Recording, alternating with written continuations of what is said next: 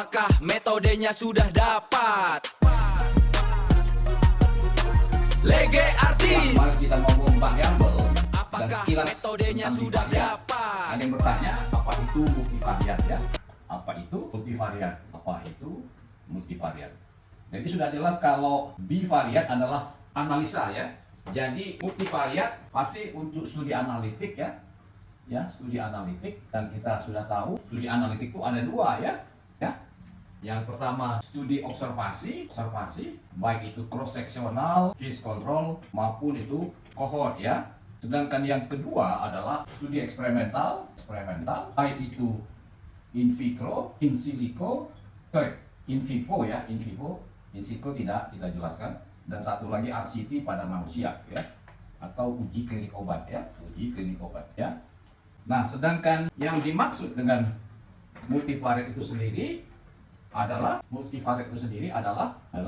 bila ada lebih dari dua ya, exposure atau risk factor ya, atau yang disebut juga independent variable ya, dan atau bila ada lebih dari dua outcome, padanan daripada exposure outcome, dan disease untuk padanan risk factor itu ya. Jadi ini disease untuk risk factor, atau disebut dependent variables ya, Oke. Jadi bisa kita gambarkan langsung supaya lebih mudah pengertian ya. Untuk studi observasi dulu ya. Jadi yang pertama adalah multivariat pada studi observasi ya. Terserah mau cross sectional ya, sudah saya jelaskan tadi ya.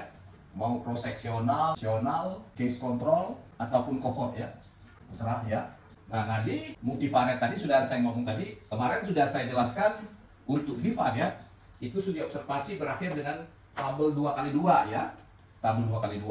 Jadi kita bisa, saya kasih contoh yang sederhana, misalnya kita TBC iya dan tidak untuk variabel dependennya. Independennya misalnya batuk satu lebih dari 2 minggu. 2 minggu sama dengan satu lagi di bawah 2 minggu, jelek sekali, 2 minggu. Kemudian riwayat keluar misalnya positif negatif, salah saya ulang ke sini ya, riwayat keluarga positif negatif. Kemudian terakhir misalnya imunisasi ini jadi 1, 2 variabel, 3 variabel positif negatif ya.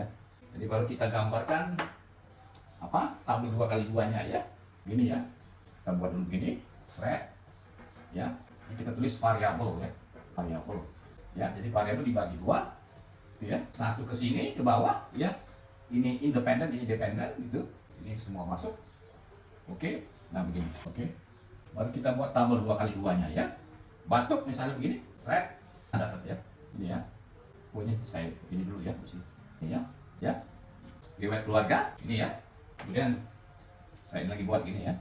Dapat tabel 2x2-nya. Begitu juga imunisasi ya. Oke. Nah, baru kita isi ya. Kita isi tabel 2x2-nya A B C D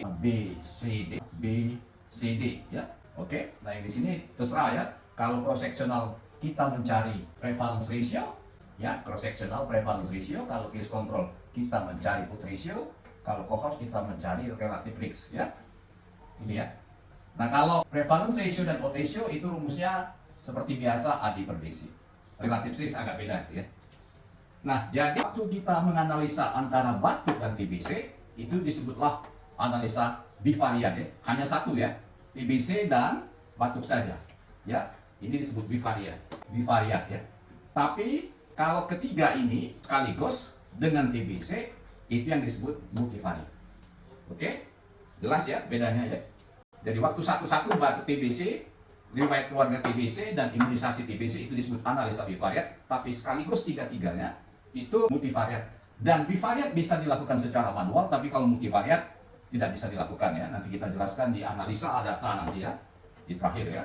Ini spektril ya, itu yang dimaksud multivariat. Multivariat pada studi observasi itu pada variabel independennya lebih dari 2. Oke. Nah, bagaimana dengan multivariat pada studi eksperimental, baik itu in vitro, in vivo ataupun pada RCT manusia ya. Nomor 2, multivariat pada studi eksperimental ya. Yang tadi saya sudah jelaskan di depan ada 3 ya, saya ulangi lagi ya, biar ingat ya. Apakah itu nanti in vitro yang biasanya kita sebut post test only ya, in vivo biasanya pre and post dose only. Kalau RCT pada manusia kita sebut before and after analysis atau uji klinik obat ya. 3 ini ya.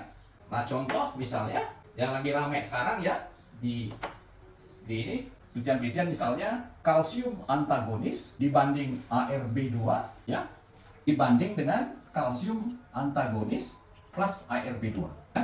Jadi yang variabel dependennya lebih dari 2 ya, kalsium antagonis, ARB2, kalsium antagonis ya. Jadi ini di sini variabel. Nah, yang mana yang mau diukur? Itulah variabel independen ya.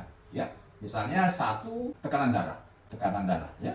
Yang kedua misalnya LPH ya. Baru kita buat tabel ya. Tabelnya lain bukan tabel 2x2 gitu ya. Ini ke sana ya, sorry. Enggak jelas lagi ya. Ini ya. Ini ke sana ya. Nanti kita buat di sini. Sorry. Nah, di sini ditulis dulu biar jelas ya. Kemarin sudah saya buat ya. Ini before after P, ini juga before after P, ini juga before after P, dan di sini P ini ya. Oke. Bagi dua itu ya. Nangkep ya. Jadi before after P, before after P ya. Before after P, before after P ya. Nah, disinilah kita masukin lah. Ini pakai rata. Jadi tolong diingat ya, rata ya. Kalau pada studi observasi ini mesti skala interval ataupun skala rasional gitu ya. Tapi kalau pada studi observasi tadi karena dia cuma 2 itu, nah gitu ya. Saya lupa kasih tahu ya. Ini mesti pakai skala nominal ya. Skala nominal ya, nominal gitu. Ini kata kuncinya ya untuk multivariat pada studi observasi ya. Tapi kalau pada yang ini bisa pakai skala. Ini skalanya boleh dari paling kecil ordinal, interval ataupun rasional ya skalanya ya. Jadi untuk studi observasi saja nominal. Jadi dari sini nanti ketahuan ya, misalnya sini ya. Oke, nanti dari sini bisa multivariat yang menyatakan dari 3 kelompok ini kalsium antagonis ARB2, kalsium antagonis ARB2 yang mana yang paling efektif terhadap penurunan tekanan darah dan LPH ya. Jadi itu dulu ya untuk para mahasiswa dan para presiden sekalian dimanapun Anda berada ya. Jadi beda multivariat pada studi observasi dan multivariat pada studi eksperimental ya. Jadi kalau pada studi observasi itu yang lebih dari 2 itu variabel independen, tapi kalau pada eksperimental yang lebih dari 2 itu adalah variabel dependen. Itu dulu ya, nanti kita lanjutkan lagi dengan metodenya podcast. sudah dapat? Terima kasih. Assalamualaikum. Silakan subscribe, like, and share bersama. Lege Artis.